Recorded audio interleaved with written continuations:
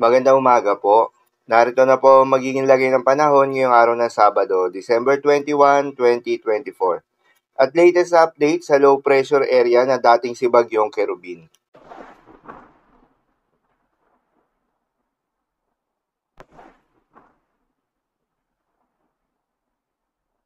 Sa kasalukuyan na tayo sa pag-asa, Northeast monsoon o hanging amihan ang patuloy na nakakaapekto sa malaking bahagi ng Luzon.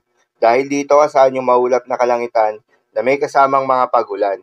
Habang yung shear line o yung salubungan ng malamig na hangin at mainit na hangin ang nakakaapekto naman sa may Southern Luzon at Visayas. Dahil dito asahan naman yung maulap na kalangitan na may kalat-kalat na mga pagulan at thunderstorms. Yung low pressure area at easterlies naman ang nakakaapekto sa may Palawan at Mindanao. Samantala yung low pressure area na binabantayan sa loob ng Philippine Area of Responsibility na dating si Bagyong Kerubin ay huling namata ng pag-asa sa layong 170 kilometers northwest ng Zamboanga City. Sa ngayon ay mababa pa rin yung tsansa nito na maging isang ganap na bagyo within the next 24 hours. Ngunit asahan na patuloy pa rin na magdadala ito ng maulap na kalangitan na may paminsan-minsang malalakas na mga pag-ulan. Habang may panibagong low pressure area na binabantayan naman sa labas ng Philippine Area of Responsibility at mataas yung tsansa na maging bagyo ito o nasa medium chance na maging bagyo ito within the next 24 hours.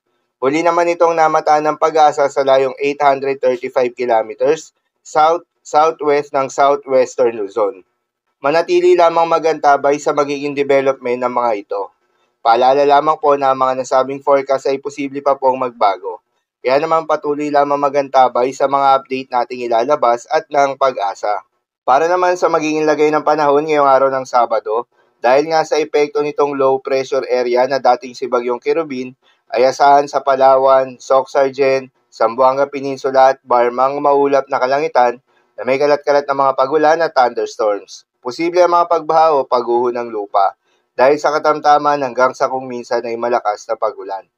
Habang sa Visayas, Bicol Region, Quezon at nalalabing bahagi ng Mimaropa ay asahan rin yung maulap na kalangitan na may kalat-kalat na mga pagulan at thunderstorms.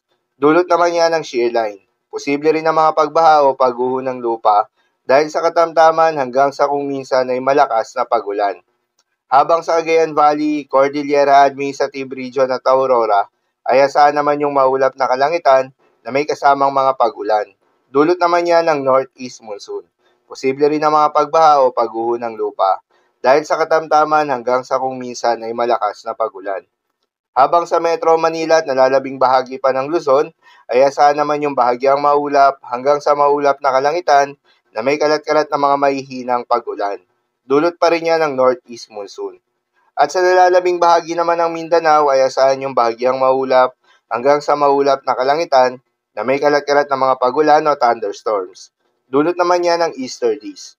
Posible rin ang mga pagbaha o pagguho ng lupa during severe thunderstorms.